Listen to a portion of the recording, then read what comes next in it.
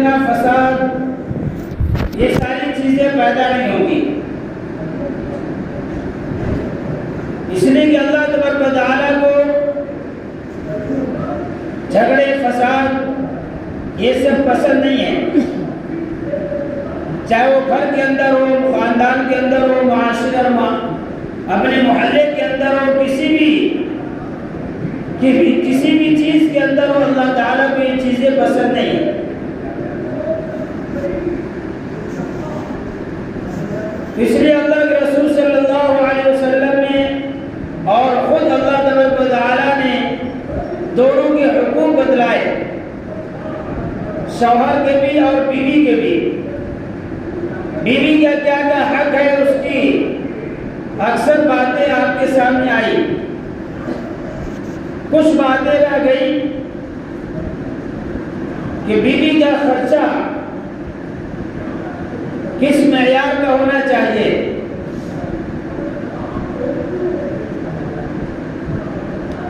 اور اس کی پرورش، اس کی تربیت، اس کا نان و نفقہ کتنا ہونا چاہیے، تو یہ شوہر کی آمدنی کے اوپر ہے۔ ہر آدمی کی الگ الگ آمدنی ہوتی ہے، تو اس کے حساب سے بیوی کا خرچہ متعین ہوگا۔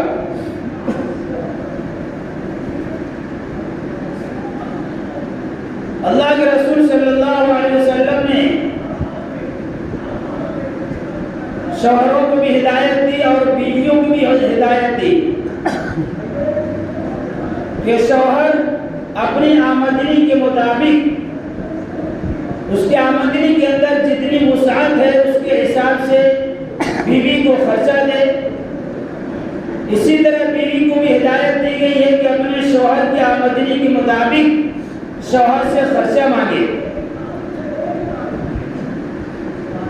جتنی گنجائش ہے اس گنجائش کے بقدر، گنجائش سے زیادہ اپنے شوہر سے خرچہ نہ مانگے۔ تو بیوی کے خرچے کا کیا معیار ہے؟ تو کہا گیا کہ ہم شوہر کی آمدنی کے مطابق بیوی کے خرچے کا معیار ہوگا، اور کہا گیا کہ رہنے کا مکان، پہننے کا کپڑا، کھانے کا، زندگی باقی رکھنے کا کھانا، عمدہ مکان، عمدہ کپڑا، عمدہ کھانا ہر آدمی چاہتا ہے، اور ہر عورت چاہتی ہے کہ میں اچھے مکان میں رہوں، اور میرا کپڑا اچھا کپڑا ہو، میرا کھانا اچھا کھانا ہو۔ تو ایک ہے رہائش، رہائش کے معنی رہنے کی جگہ،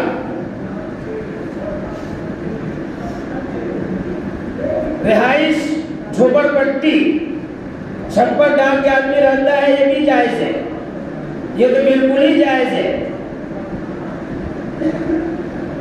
آدمی اس کے اندر بھی رہ سکتا ہے، جھوپڑ پٹی کے اندر بھی، اور چھپر ڈال کے رہتا ہے تو اس کے اندر بھی زندگی گزر سکتی ہے۔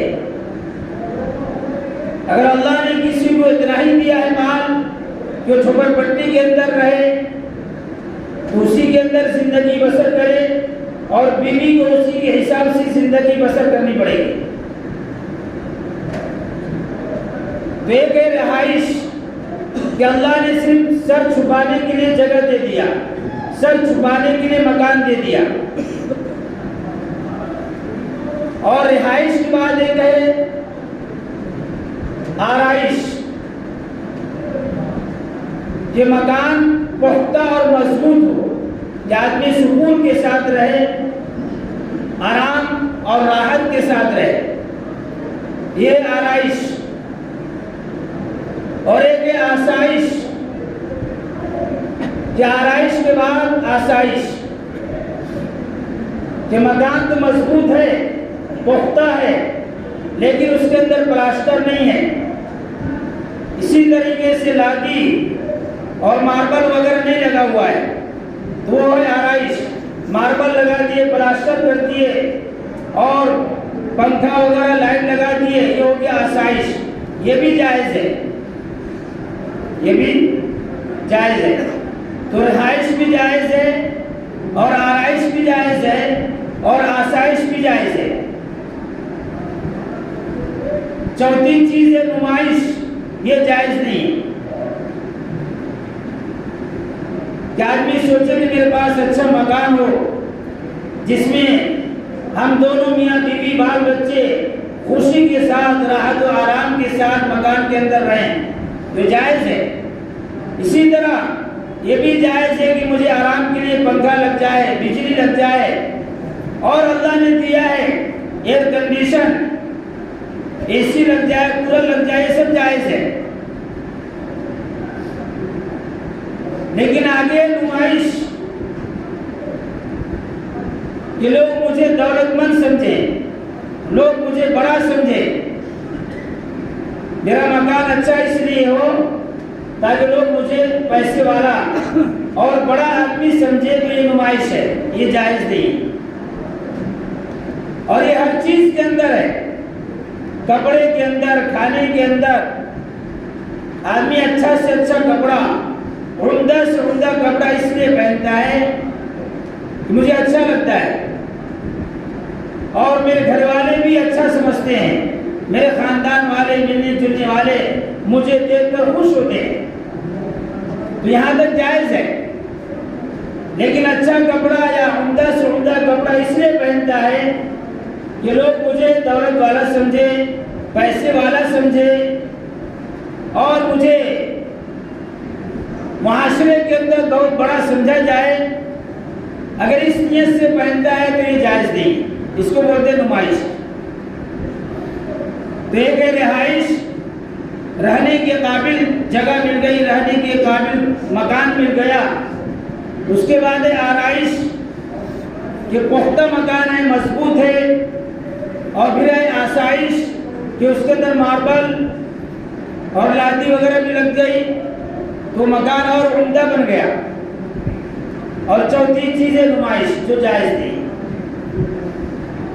تو بیوی کو جو خرچہ دینا ہے وہ شوہر کی آمدنی کے مطابق دینا ہے۔ شوہر کی آمدنی جتنا ہے اس کے حساب سے بیوی کو خرچہ دینا ہے۔ پچھلے ہفتے آخر میں بتایا تھا کہ اگر شوہر کی آمدنی اتنی زیادہ ہے یا اتنی ہے، کوئی 1000 کا کپڑا پہنا سکتا ہے لیکن وہ 500 کا یا 200 کا کپڑا پہنا رہا ہے، تو یہ شوہر کی کنجوسی ہے۔ اور اگر شوہر کی آمدنی اتنی ہے کہ وہ 500 کے برابر کپڑا پہنا سکتا ہے اپنی بیوی کو، اور بیوی فرمائش کرتی ہے 1000 کے کپڑے کی یا 2000 کے کپڑے کی، تو یہ بیوی کے لیے جائز نہیں۔ تو دونوں کو سمجھداری سے کام لینا ہے، شوہر کو بھی اور بیوی کو بھی۔ دونوں سمجھداری سے کام لیں گے تو گھر چلے گا، اور پھر دونوں کی زندگی خوشگوار زندگی بنے گی، اور پھر دونوں کی زندگی جنت والی زندگی بنے گی۔ تو یہ ساری چیزیں بیوی کا حق ہے، تو شوہر بھی سمجھداری سے کام لے اور بیوی کا حق جان جان کر ادا کرنے کی فکر کرے۔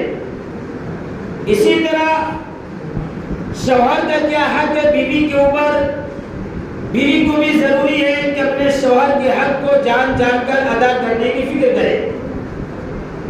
اب یہاں پر عورتیں تو ہے نہیں، تو آدمی کا کام ہے کہ گھر پر جا کر اپنی بیوی کو بتلائے کہ میرا حق تمہارے اوپر کیا ہے، میرا حق تمہارے اوپر کیا ہے۔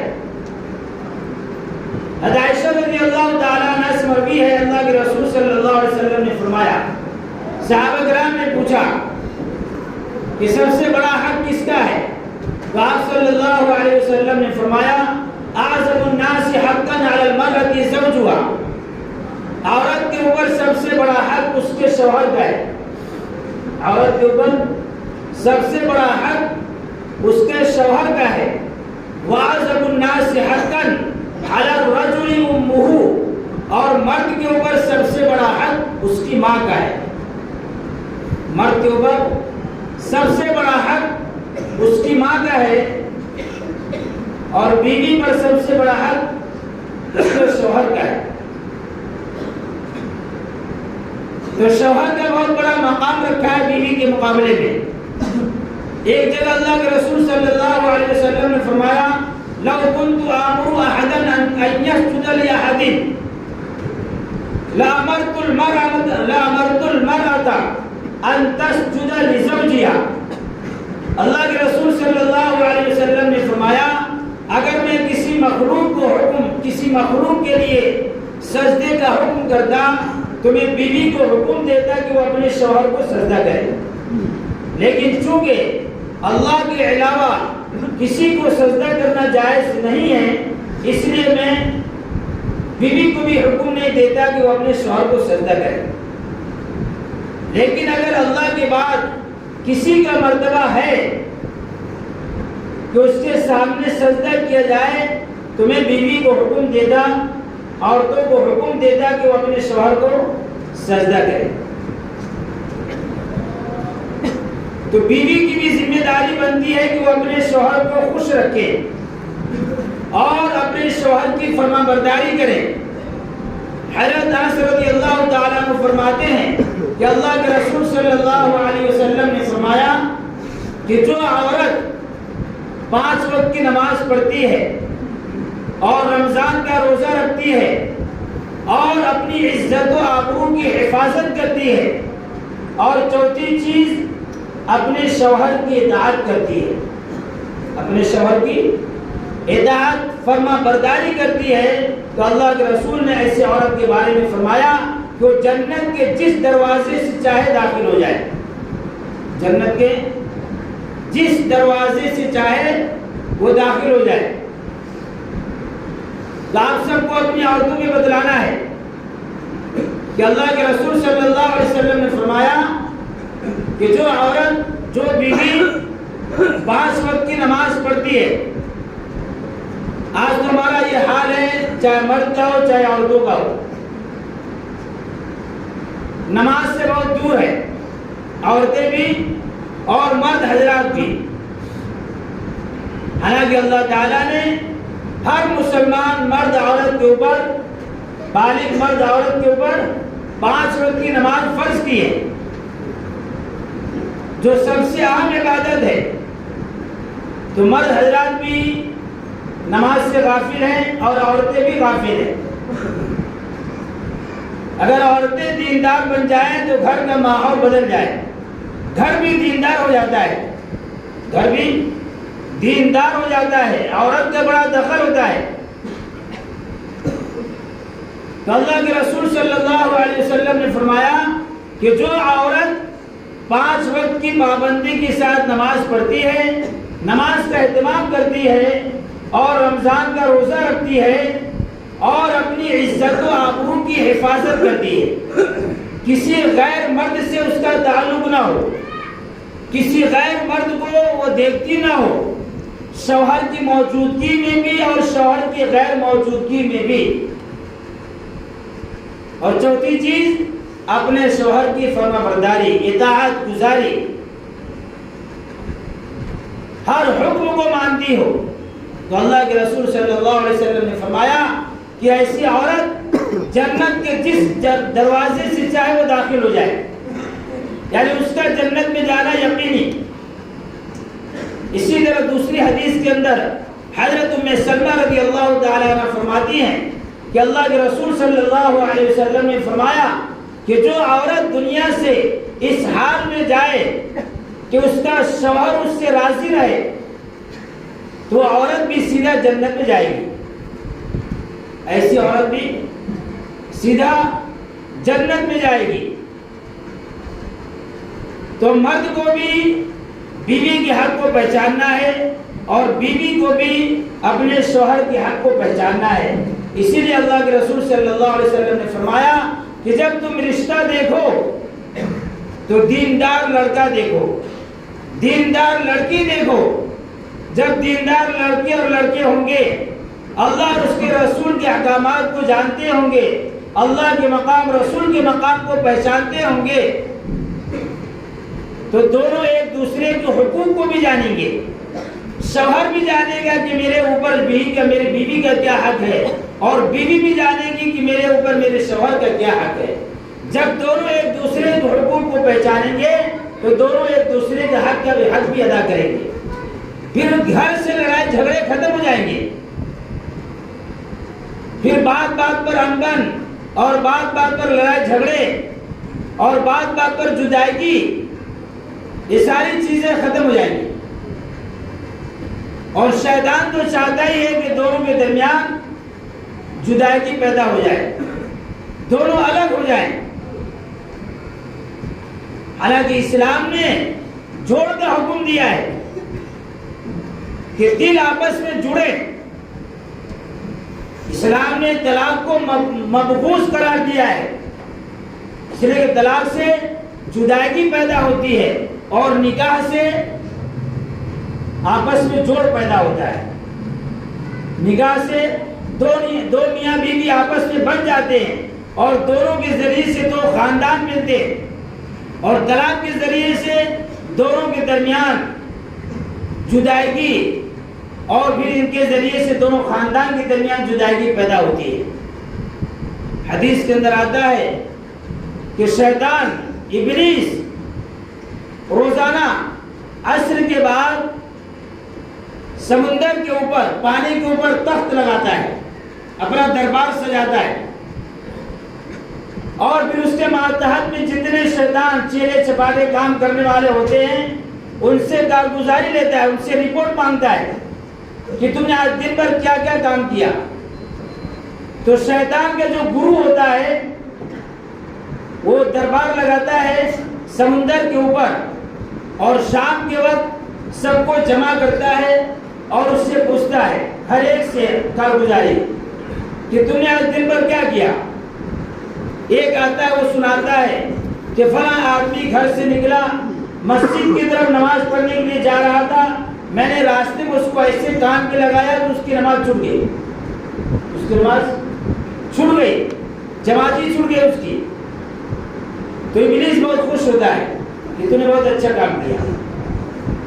پھر دوسرا آتا ہے وہ کارگزاری سناتا ہے کہ فلاں بندہ فلاں عبادت کے لیے جا رہا تھا، میں نے اس کو ایسے کام میں پھنسایا اور ایسی باتیں اس کے کام میں ڈالی کہ وہ عبادت کو چھوڑ دیا، محروم ہو گیا.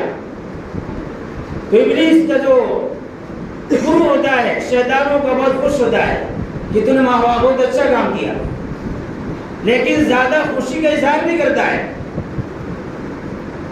پھر تیسرا آتا ہے فلاں بندہ قرآن کی تلاوت کرنے جا رہا تھا، میں نے اس کو فلاں کتاب پڑھانے میں لگا دیا اور قرآن کی تلاوت سے محروم ہو گیا. تو ابلیس بھی پھر خوش ہوتا ہے لیکن زیادہ خوشی کا اظہار نہیں کرتا ہے. خوش تو ہوتا ہے لیکن بہت زیادہ خوش نہیں ہوتا ہے. پھر ایک چھوٹا سا شیطان ہوتا ہے، وہ آتا ہے، وہ اپنی رپورٹ بدلاتا ہے کہ دو میاں بیوی تھے اور دونوں کے درمیان پیار محبت بہت زیادہ تھا اور دونوں کی زندگی خوشگوار زندگی گزر رہی تھی، بہترین زندگی گزر رہی تھی.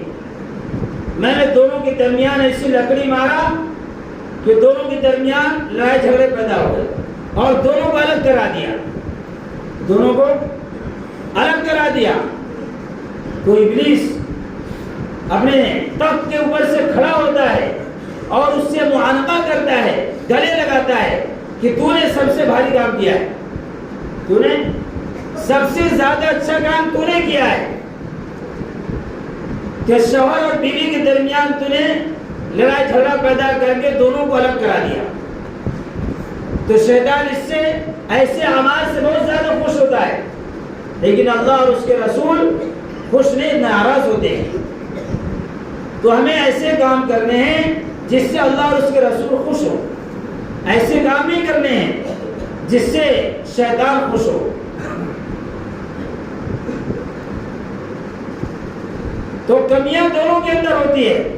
بعض مرتبہ لڑائی جھگڑے جو پیدا ہوتے ہیں گھر کے اندر یا شوہر بیوی کے درمیان میں، تو کمی دونوں طرف سے ہوتی ہے، کسی کی طرف سے کم ہوتی ہے، کسی کی طرف سے زیادہ ہوتی ہے. اس لیے اللہ کے رسول صلی اللہ علیہ وسلم نے ایسی عورتوں سے بھی پناہ مانگی ہے دعا کے اندر کہ اللہ ایسی عورت سے میں پناہ مانگتا ہوں جو بڑھاپے سے پہلے بوڑھا کر دے۔ بعض عورتیں ایسی سخت ہوتی ہے کہ زندگی گزارنا مشکل ہو جاتا ہے اور وہ زندگی کو مشکل بنا دیتی ہے، تو حضور نے ایسی عورت سے بھی پناہ مانگی ہے کہ اللہ میں ایسی عورت سے پناہ چاہتا ہوں جو بڑھاپے سے پہلے بوڑھا کر دے، اور ایسی اولاد سے پناہ چاہتا ہوں جو زندگی کے لیے وبال جان بن جائے۔ کچھ اولاد ایسی ہوتی ہے جو دنیا کے اندر ماں باپ کے لیے جہنم بن جاتی ہے، ماں باپ کے لیے وبال جان بن جاتی ہے۔ حالانکہ ماں باپ پال پوس کر کے ان کو جوان کیا اور اپنی تکلیف کو برداشت کیا ان کی راحت کے لیے، اپنی مصیبت اپنی پریشانی کو برداشت کیا ان کی راحت کے لیے، لیکن وہی اولاد جب بڑی ہوتی ہے تو ماں باپ کے لیے بھی، گھر والوں کے لیے بھی، خاندان والوں کے لیے بھی، حتیٰ کہ پورے معاشرے کے لیے بھی وبال جان بن جاتی ہے۔ تو دونوں کے ایک دوسرے کے حقوق کو سمجھنا ہے اور ایک دوسرے کا حق سمجھ کر کے ادا کرنے کی فکر کرنی ہے۔ اگر دونوں ایک دوسرے کی دونوں سمجھداری سے کام لیں گے تو ہمارا گھر بہت ہی خوشگوار گھر گزرے گا، اور پھر زندگی کی جو سفر ہے وہ بہترین سفر اور بہترین زندگی گزرے گی۔ تو دونوں کا دیندار ہونا ضروری ہے، شوہر کا بھی اور بیوی کا بھی، اور دونوں دیندار کب بنیں گے؟ جب ہم اللہ اور اس کے رسول کی باتوں کو سنیں گے، ہم دین سے قریب ہوں گے، دین کو اپنی زندگی کے اندر داخل کریں گے، اللہ کے احکامات، نبی کا طریقہ اپنی زندگی کے اندر داخل کریں گے کہ ہمارے نبی صلی اللہ علیہ وسلم اپنی بیویوں کے ساتھ کس طریقے سے زندگی گزارتے تھے اور ان کی بیویاں آپ صلی اللہ علیہ وسلم کے ساتھ کس طریقے سے پیار محبت کے ساتھ رہتی تھی۔ اللہ کے رسول صلی اللہ علیہ وسلم نے فرمایا دنیا متاع، دنیا ایک نفع کی چیز ہے، دنیا ایک استعمال کرنے کی چیز ہے۔ پھر آگے اللہ کے رسول صلی اللہ علیہ وسلم نے فرمایا کہ خیر متاع الدنیا المرأة الصالحہ، کہ استعمال کرنے والی چیزوں میں بہترین چیز عورت ہے، اور اگر وہ عورت نیک صالح مل گئی تو انسان کے لیے بہت بڑی چیز ہے، بہت سعادت کی چیز ہے۔ المرأة الصالحہ، نیک بیوی جس کو مل جائے، جس کو نیک بیوی مل گئی تو سمجھو اس کو سب کچھ مل گیا، اور اگر خدا نخواستہ اگر اس کی بیوی بری مل گئی تو سمجھو اس کی زندگی جہنم بن گئی، اس کی زندگی جہنم بن گئی۔ تو بیوی کا نیک ہونا بہت بڑی چیز ہے اور بہت بڑی سعادت کی بات ہے، اور اسی طریقے سے بیوی کا برا ہونا یہ بہت بڑی بدبختی کی بات ہے۔ تو اگر عورت نافرمان ہے تو ہم اس کو فرما بردار بنانے کی کوشش کریں، اللہ اور اس کے رسول کے احکامات کو اس کے سامنے پیش کریں۔ بہت ساری جو عورتیں ہیں یا جو نوجوان لڑکیاں ہیں دین سے دور ہونے کی بنیاد پر مرتد ہو جاتی ہیں، دین کو چھوڑ دیتی ہیں، اپنے ایمان کا سودا کر لیتی ہیں، یہ اس وجہ سے کہ ان کے کان کے اندر اللہ اور اس کے رسول کی بات نہیں پہنچی۔ اللہ تعالیٰ ہم سب کو عمل کی توفیق عطا فرمائے۔ وآخر دعوانا الحمد للہ رب العالمین۔